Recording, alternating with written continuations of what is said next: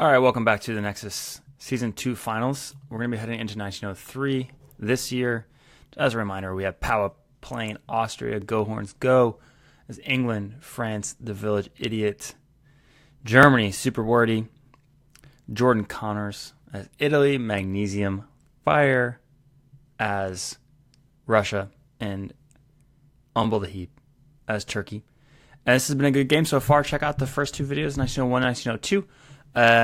Pretty lengthy videos because I do like to ramble, but occasionally there's something of note and of use, especially perhaps if you're a newer player. I'm a somewhat newer player myself. It really depends on how you look at and describe what a new player is.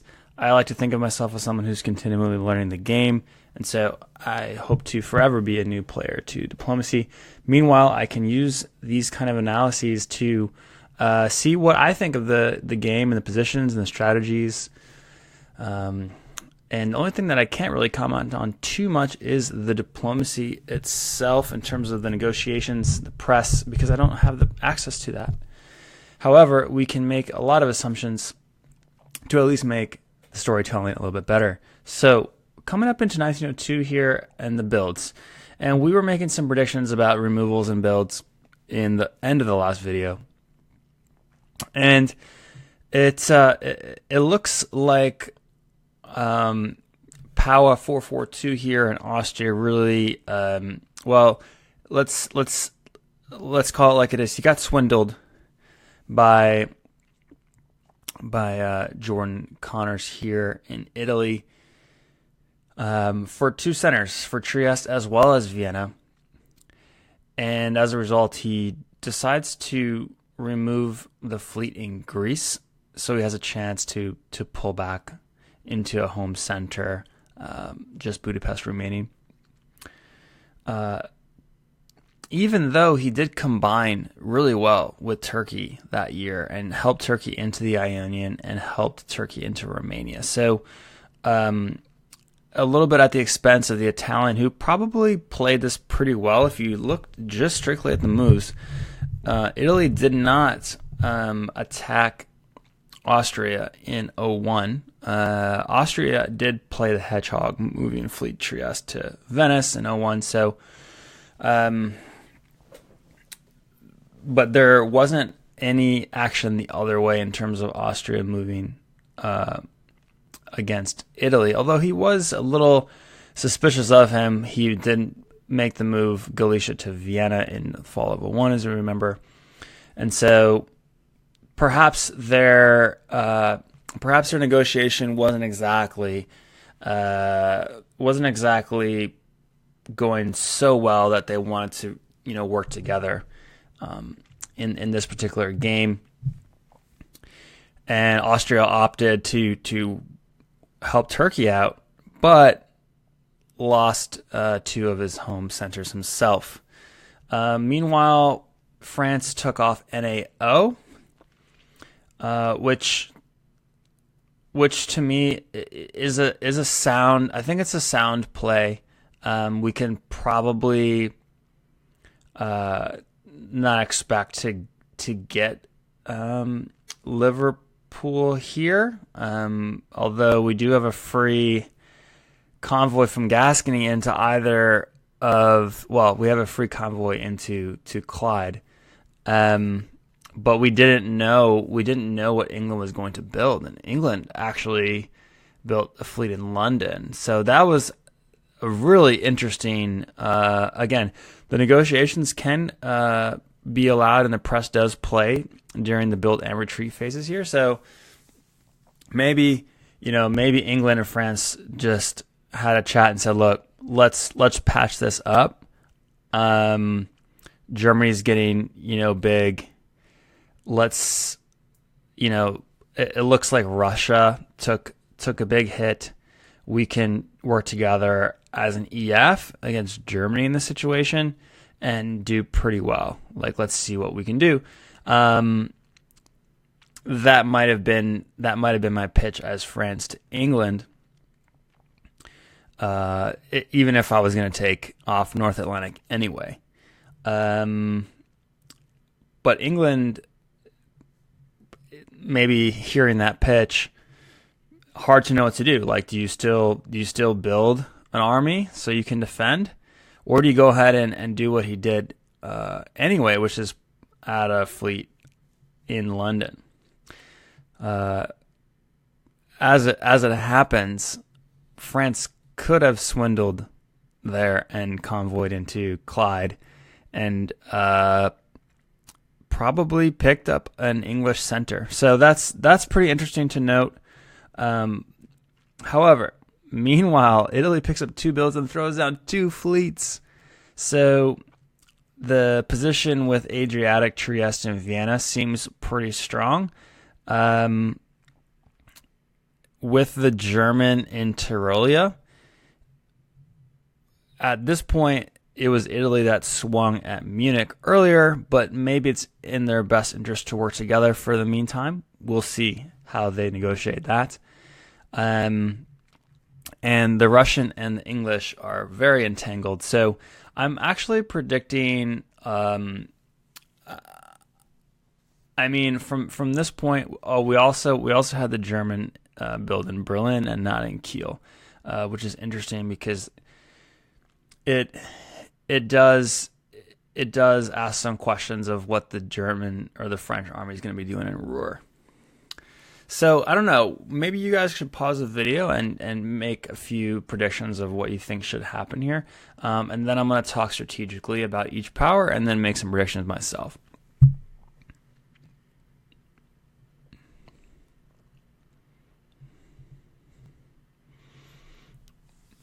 Okay, so let's start in the Eastern Theater here. So Austria just helped Turkey into both the Ionian and Romania, and meanwhile lost Vienna and Trieste. He tried to hold on to Vienna, but was unsuccessful there, and probably figured he was going to lose Trieste as it was. Now, what can we do? We probably cannot. Without German help, Vienna is a little bit at risk. Because we can play, we can play Budapest to Vienna with Bohemian support, and play Serbia to Budapest to go ahead and bounce a possible Italian army Trieste to Budapest. That would actually piff. It would not piff the army. So here you're seeing me talk through a simple tactical situation. What would happen in that situation if I played Bud to Vienna, supported by Bohemia, is the Viennan army, the army of Vienna, if it didn't receive support from the German Tyrolia, would possibly retreat to Galicia. If Galicia was open, we don't know what we don't know what Romania is doing. So I would temporarily get Vienna back, and actually, I don't mind that play at all. Overall, if I'm working with Turkey has just helped. I've just helped Turkey a lot, so I'm really counting on Turkey to come through here. I'm probably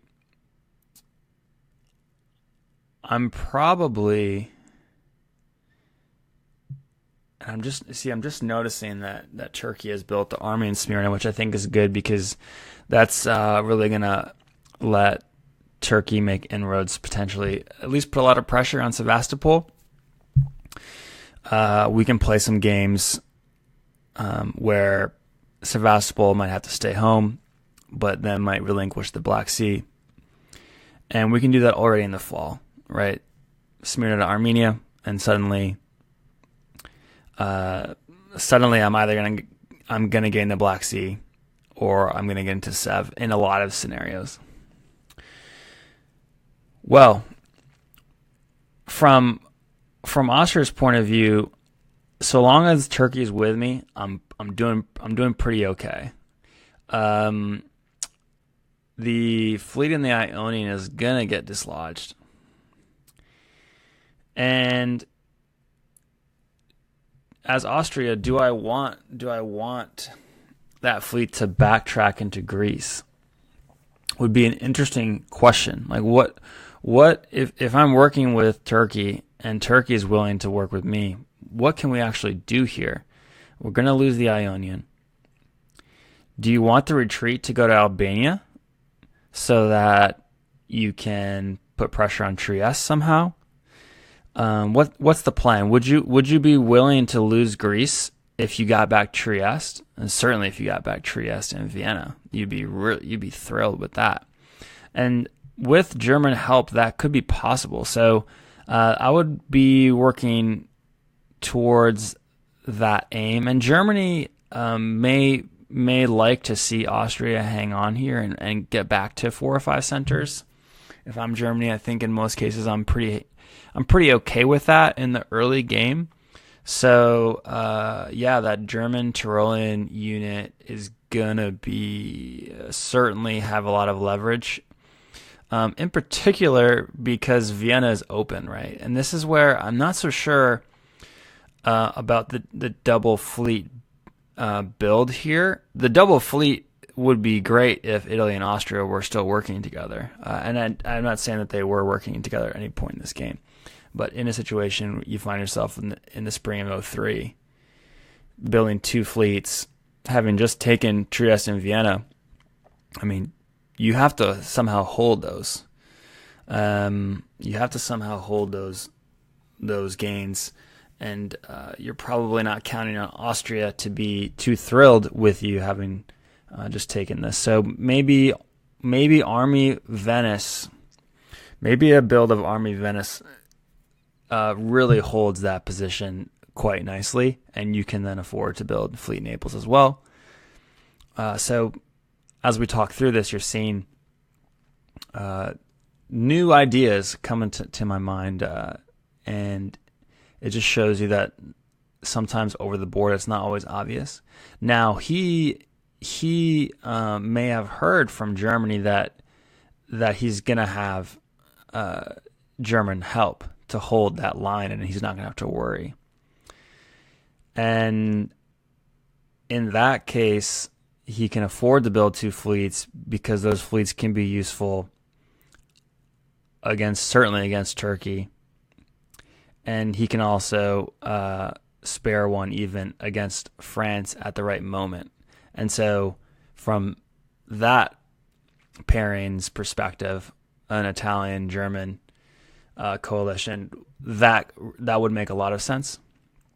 But with that German army sitting there in Venice being open, and Trieste and Vienna not being completely safe, you'd really have to bank on that. So I'm very curious to see what the negotiations look like there. There must be some kind of an understanding is kind of where I'm getting to between Italy and Germany.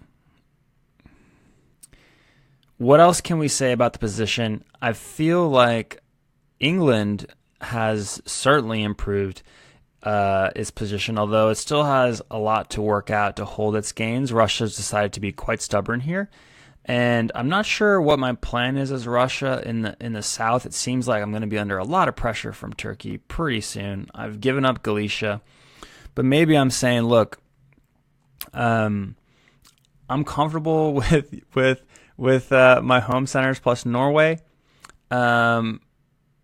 Let me just see how this develops in the south. Let me try to hold this position. Meanwhile, let me try to persuade Germany to come to my rescue in say Sweden, and then eventually perhaps I can take back STP. But I think, and maybe that's what he's thinking. Maybe he's thinking I can get back into STP and hold my northern border there, hold my southern border, and see how things develop. And then at the right moment, I still have that northern fleet, which can be very annoying for Germany at the right time. Maybe I can sneak into Sweden at some point down the line as well. So let's see what the spring moves are. Again, we don't have the press, we don't have the negotiations for the spring, but I think my plans for each country are something like as follows. As France, I'm starting to become concerned that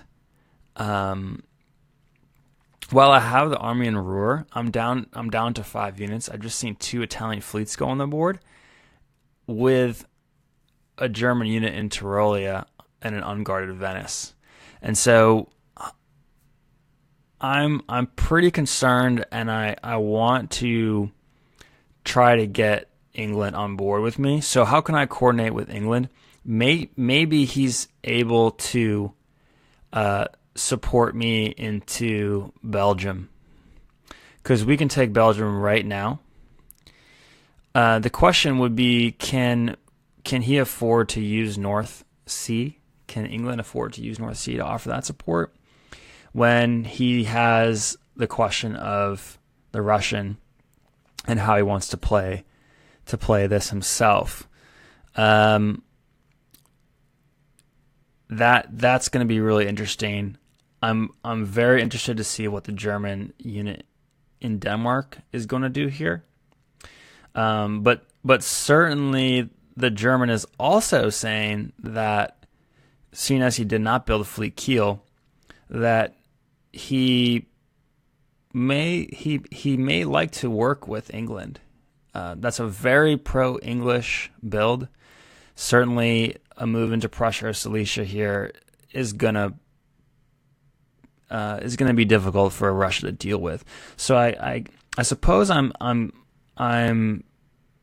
seeing that happen next. And with Burgundy being open, France does have to be concerned about this move. And I'm not seeing where the Frenchman can go in the near term, given that he's lost his fleet superiority, and given that it looks like if I'm England, I'm more likely to work with Germany right now, and if I'm Italy, I'm happy because Germany is a key piece to me maintaining my Austrian position, right? So at the end of the day, I think I'm trying to make a pitch to England that it's better for me to have Belgium, or even better for him to have Belgium than Germany to have Belgium, and maybe that's a way we can start to coordinate. Let's put my English Channel fleet into Belgium, and why don't you come into English Channel?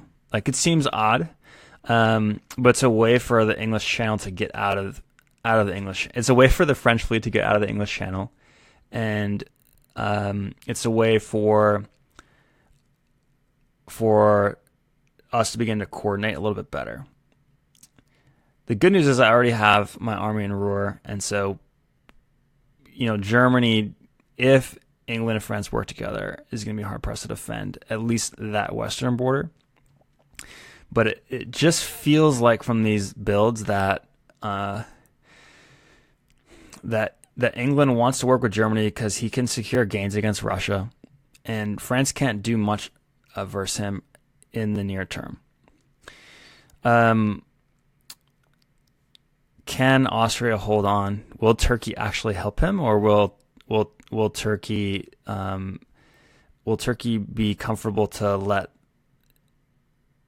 Italy and Austria duke it out for a few years while he begins or continues removing or making gains against Sevastopol and Russia overall? I think that bodes well. I think this board bodes really well at the moment based upon how I perceive the negotiations to have gone for both Germany, Italy, and Turkey.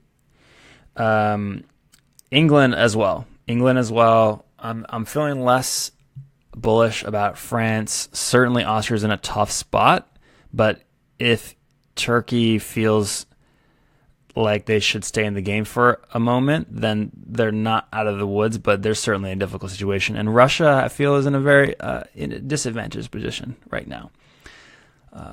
It only has 2 units in either theater, and it certainly doesn't appear to have any friends at the moment. So let's see what happens next.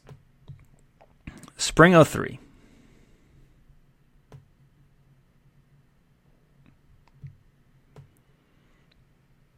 Okay. Let's start with the Austrian moves. Austria, supported by German Tyrolia, and supports himself into Vienna, forcing the retreat to Galicia. A very interesting set of moves there from Italy, except he must have suspected. It just doesn't appear. It doesn't appear that he coordinated between his Italian armies or the Adriatic Sea, because he could have held Trieste. He could have held Trieste, although he would have lost Vienna in either event.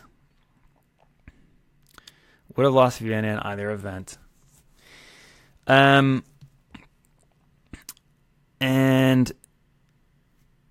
meanwhile, Turkey gets his position,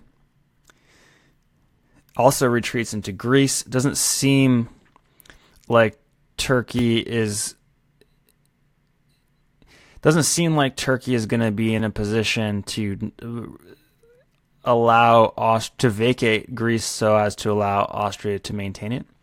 But I mean, wow, Austria just pulled back both home centers just there with German help. And if I'm Turkey now, I'm probably just going to hold Greece myself. Looks like Russia gambled. I don't particularly like that move, but I guess if you're looking ahead to the fall, you're concerned either way, because now, indeed, Russia will lose Sevastopol in the fall, having given up the Black Sea on that gamble. The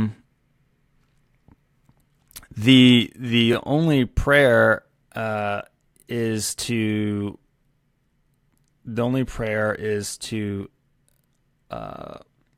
ask for help from the Italian army now that will be in Galicia, that has just retreated out of Vienna, for some kind of assistance to hold Sev.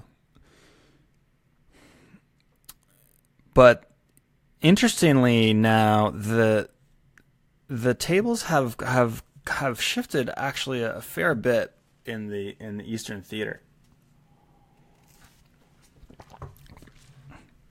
So this is a moment to think about as supply centers are changing hands. What changes about the context of the position you're in? I still really like Turkey, because even if I don't get Sevastopol in the fall, I'm gonna probably get it eventually, unless Italy and Austria somehow work this out.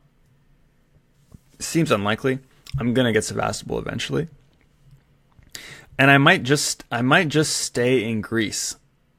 Seems like Italy could take it from me this year, so I'm gonna have to read my process carefully between Italy, Austria, and of course Russia, because maybe I can even offer Italy Greece myself in exchange for him not mucking up my play on Sevastopol, and then I can go for Greece in future years. It's not going to be terrible that I made that concession to Italy. Now we've shown that we can work together in some small fashion. I feel like I'd rather have Sev, Rum, Bull, and my 3 home centers and my fleet in Aegean poised to take back Greece eventually myself. At the same moment as Austria has regained 2 home centers, though will probably remain on just 4 units. And the thing is that Austria won't be able to build. And so from Turkey's perspective, I might make that kind of an offer to Italy. Italy does have a lot of fleets, and so that could be a problem for me as Turkey if he decides to turn them against me. However, what he probably should be doing is, if he does go down to center at the end of this year, is removing one of those fleets anyway. So that's how I'm approaching it from Turkey's perspective. From Italy's perspective, yeah, I'm really looking forward to taking off a fleet off the board here. I feel like I have too many fleets in this moment, but I will try to get Greece, and I will try to keep Russia in the game somehow. I don't want Turkey to get too big by taking Sev right here. So, I might consider accepting some kind of offer from Turkey, but then still helping Russia to stand pat, because Russia's in a lot of pain right now, and long term as Italy, I don't want Turkey to get too big. I'm not feeling very good about the German assistance there, but I guess at least he didn't just take Venice himself. Although I would have been able to kick him out. I'm not feeling overall too happy about that result from Italy's perspective. But I do have the army in Galicia, which should be some good leverage in these negotiations right here. Meanwhile, in the north and the west. So first of all, in the north, Russia was able to come back to. Okay, I see what happened here. So Norway goes to St. Petersburg, and North Coast goes to Barents, Bothnia to Baltic, and we can see that there was some element of trickery here, because Sweden was supporting himself. Sweden, the Swedish army, that is England's, supported north to Den, while Denmark was supporting Norway to Sweden. So Germany had supposedly cut a deal. Germany had cut a deal with Russia that Russia did not follow through on. And it's interesting because if I was Germany, and if I was Russia, and the German had just supported the English into Sweden, would I as Russia immediately turn around and accept a German offer? I would be suspect to do so. And so it would be really interesting to see what kind of case Germany was making there, and what kind of response Russia had in that negotiation, because it seems like as Germany to make such an offer after just helping your neighbor would be less persuasive. It may actually be a good, like Denmark supporting Norway to Sweden may actually be a good positional play. Given that the guessing games went a little bit awry in the fall of 2002 for England and Russia. But still, I also just put down, as Germany, I just put down a Berlin army, and Russia has seen this. And Russia also seems to be tempted by this move to the Baltic, which is going to be pretty annoying. So what actually ends up happening is Russia has an army in St. Petersburg.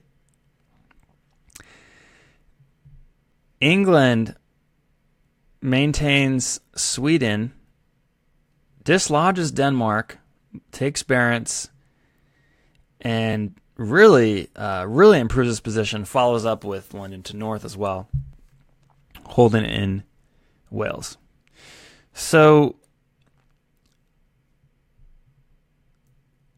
France seemed to have done some good negotiation here because he prevented England from dislodging and also cutting the support his English Channel was providing to the Ruhr army. Now it looks like there's 3 supports, or a strength of 3 going in 2 directions, right? Both Holland and Munich are supporting Belgium into Ruhr, and Ruhr, with support of English Channel and Picardy, has 2 supports or a strength of 3 into Belgium. That is a brace 3-3, and I believe those units should both remain where they are. So we have to kind of visualize this because we don't have the intermediate lay of the board based on this backstabber review. So you have to imagine where these pieces are. But the army in Ruhr and the army in Belgium will stand. Berlin swings over into Kiel. And Gascony is able to freely move up into Burgundy. So we could have this same brace again in the fall, technically, because we have the Berlin unit in Kiel, and Gascony is now in Burgundy. But we also have the English in north and the English in Denmark. So that's going to be really interesting. What do you do as Germany to hold on to either of Belgium or Holland, given the English and French position? Now it seems like the EF is going to be pretty strong here, and strategically from the rest of the board, and it's not only an EF, it's kind of an EF with Russia a bit changing sides here, since at one point I thought Germany and Russia were happy to lay off each other, but it looks like that fleet in the Baltic now is ready to join in as well. And maybe the Russian in this position with only 4 centers can really make a case to join this EF, right? And try to make a play for some position in Scandinavia, while the EF focuses on the Low Countries. So that's very, very interesting. I wonder if Germany really can afford to keep this army in Tyrolia for too long, but maybe he plays Tyrolia to Piedmont. Have you thought about that? I feel like Tyrolia to Piedmont here is a very strong move from the Germans' point of view. He's just helped Austria. He's just helped Austria back into his centers, so maybe he can wipe his hands clean and then use that Tyrolean army through French southern territory with Tyrolia to Piedmont. Something to consider. I don't know if it's a very sound move tactically, but it feels like it could be interesting, at least putting pressure on Marseille. Mao will be able to protect it. Mao to Spain's south coast, we just saw here in the spring. But if he doesn't swing that over, it at least occupies Marseille. So, a few things to think about. Strategically, I strayed from covering each of the countries and what I felt, but I gave you some ideas of things that were popping in my head. Thank you for bearing with me on that. Let's move into the fall now and see what these players actually decided to do.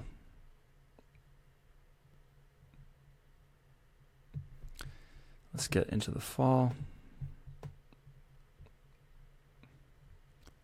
03. So as predicted, this Italian army was very influential indeed. And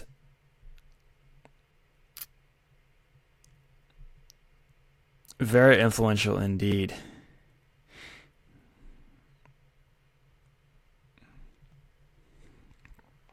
So yeah, it turned out that these countries had pretty clear plans based on that position. You can see here though that Turkey probably didn't succeed in making a good offer here, because he was forced to hold on to Greece here while Italy attempted the chain move. And France actually went for the Western Med here, which for me is pretty interesting. And Italy actually made the same move, bouncing there. So it says something about their relationship, because it's possible they could have done something better with those units. Maybe not from Italy's standpoint, but certainly if this move from France had succeeded, suddenly Marseille is a potential target. But France probably also knew what was going to go down here in the north. As we predicted, the EF were able to work really well together with Russian help, and it looks like Russia wanted to get in on this action, right? So they have done so, and they were able to make a concrete offer to Italy. They say, look, I just want to sit where I am, and I see what's just happened to you in Austria, and I'd love to get you into Romania. This Turkish, the Sultan is getting out of control. Italy is very happy to be offered a center in Romania, and it's a 50-50 because he knows he's going to be attacking Greece as well. He's either going to get Greece or Romania, which, again, is strategically why I brought up that potential offer that Turkey could make to Italy. And maybe he did make it. But certainly not in a way that was persuasive enough to the Italian player if he did. Meanwhile, the Austrian self-bounces and frees himself for a build. Very sound play right there. As you can see, if he had not vacated Budapest, he would not be open for a build. As it is, he's going to be on 4 centers and be able to build in Budapest. So that's going to be interesting. I think we were predicting something like this, or at least if that situation were to occur, we were pretty happy with it as Austria. And 4 centers as Austria, 4 armies no less. The useless Austrian fleet is now off the board. I think Austria actually has a viable position here. I mean, look at Italy. Too many fleets to actually concern Austria. And Austria really has a dynamic position from my point of view strategically. I can make concrete offers to either of Italy, Turkey, and Russia, given my position here in the Balkans. I just have a very influential and steadfast position. All my pieces are neighboring each other. They're working together. I'm very much less concerned with my defense now. So it's really a case of 1 year can change a lot.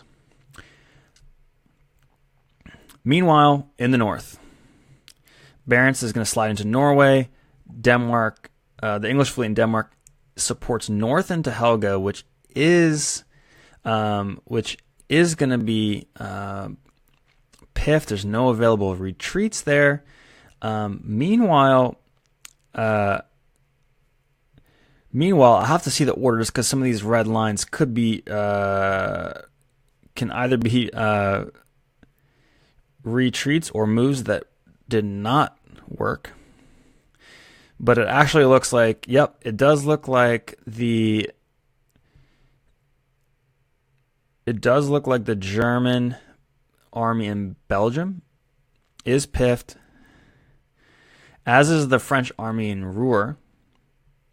But that's gonna put Germany down 2 centers, so not too hot. France gets back to 6, England improving its position, and I believe picking up 2 centers, Denmark and Norway.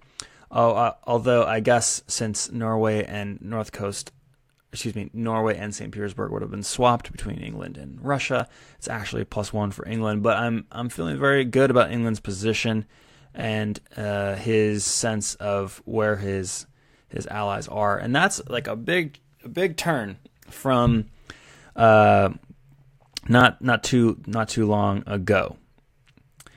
So congratulations on that set of moves and that coordination. It seems to have played out really well. And Germany did not opt for Piedmont here. He did decide to return to Munich to prevent the Burgundy army, which was ordered to Munich, from stealing that center. So from a build standpoint, we're going to have Germany -2, England +1, and France +1. Italy -1, losing both of the Austrian centers from the previous year, but taking Greece and Romania. And it is actually Turkey that is going to remain flat. It's amazing how when you start adding these up, it's like, oh yeah, he's +1, he's -1. So Turkey loses Romania but gains the Austrian Greece, and Austria will go up 1, gaining 2 of his home centers back, but losing Greece to Turkey. So, where do you build? Such an important moment in the game. Let's look at each power individually. Let's take our time here. We've already taken plenty of time. Why would we hurry now?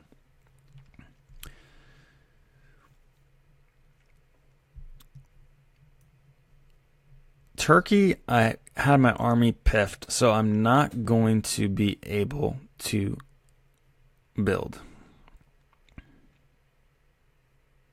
Excuse me, I am going to be able to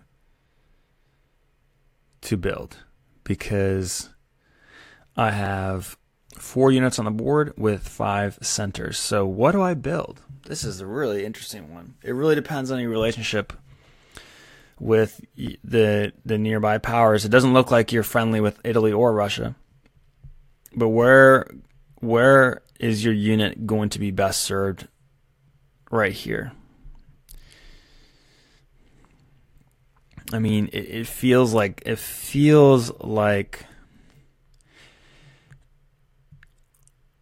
you could do one of 3 things.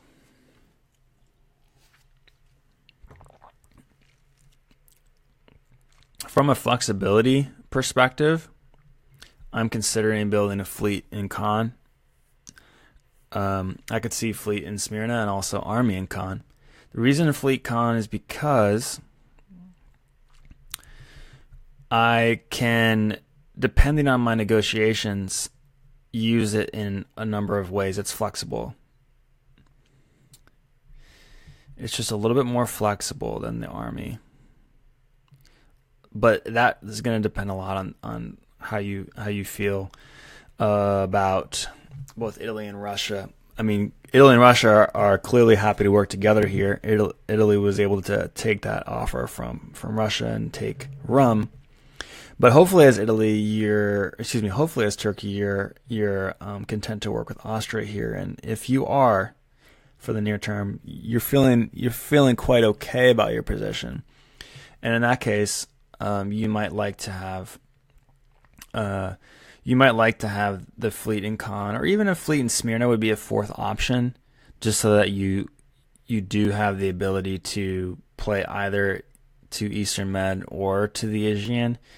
But frankly, I like Caen more because I can support Bulgaria if I need to. I can move to the Aegean. I can, if I am able to somehow get to turn Italy on Russia and get into Sev, I can get my fleet into, I can get a second fleet into the Black Sea. Although that's going to be a rare situation. So I'm feeling Fleet Caen somehow, although Fleet Smyrna and Acon seem fine as well. Italy is not building, and Italy really has an interesting position at this moment. Four fleets, feeling pretty comfortable, although I would be very, I would be somewhat concerned about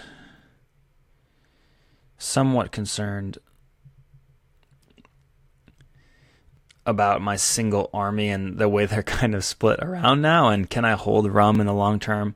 I'm really banking on help from the Russian there, and I feel like Austria and Turkey working together can take back Rum somehow. I feel like Turkey has a really easy offer to Austria from Bulgaria, supporting either of Serbia or Budapest into Romania.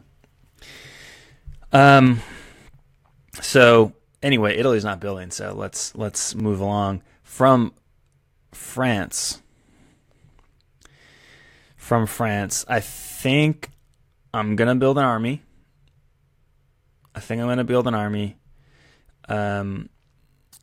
And even though England, I want to keep an eye on England because they have 4 fleets to my 2 right now. But if I want to work with them for the near term, I don't need to build a fleet right here. Let me match up with Germany in terms of army strength. Let me build an army in Marseille and play Marseille to Piedmont and then Piedmont to Tyrolia. Something like this. That would be a beautiful opportunity for me in 1904 if I could pull it off.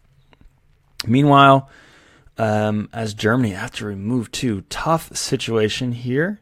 Tough situation if I'm reading the board correctly. And that would be really interesting if I was reading the board incorrectly, wouldn't it? But so long as you haven't seen the result of the game or you're not one of the 7 players in the game, then this might still be valuable. Otherwise, you can skip ahead to the next video at any moment. But let's forthrightly think about what Germany should and could do here, having lost 2 units. Losing Belgium, not the worst thing to happen, because at one point I can get either England or France to turn on the other if I'm persuasive enough. But I have lost Denmark, and that's not a great situation. Not a great situation at all, especially since I have Baltic Russian as well. So, what do I remove? I think I have to remove the Tyrolean army. Because my home front is being is under attack. Although actually he's decided to take off Belgium and Helgo, and so yeah, he will have Holland, Kiel, Ruhr, and Tyrolia. So there's no decision to be made. But in case you wanted to, that was the thought experiment. But yeah, I can see that he's decided to retreat those off the board. And remember, this game has press with retreat press, and so you can negotiate what the position is going to look like. One thing I love about face-to-face without press in these situations, or no press in an online game for retreats and builds, is that discussion has to take place in advance if it's strategically important to do. So, in this case of Galicia getting pushed out of Vienna, like they had the chance to negotiate right here. So, it's possible that Italy and Russia were already making, or Russia was already making that offer as that retreat was happening. And it's possible they could have even been talking about that prior. Galicia, if you leave Galicia open, I can retreat there and help you out, right? So those things are pretty interesting. Using the retreat as a way to get an extra move in is one really interesting part about diplomacy that is something to keep in mind. Really something to keep in mind. Both when you're making an attacking, like a dislodging attempt, but also in the case where your defense is futile, but you can begin to use that as leverage in a future negotiation because you have some options for your retreat. Something to consider.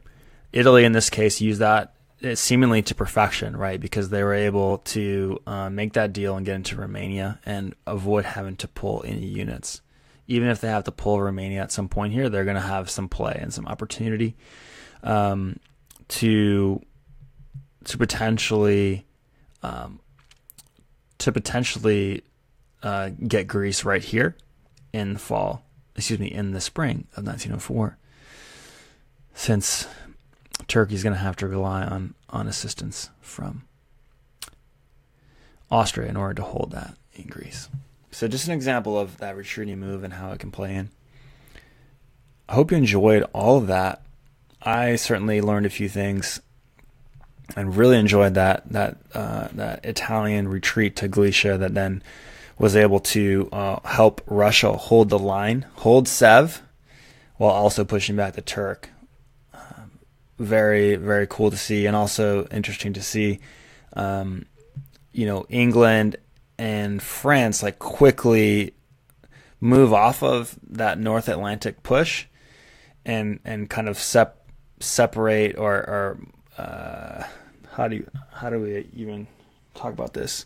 Put aside their differences, let's say, and quickly coordinate against the German. Like that happened really quickly, and really it's a testament to both of those players to be able to change gears so quickly. I think that's like pretty cool as well, and well done as well to the Russian staying alive, and the Austrian getting his position back.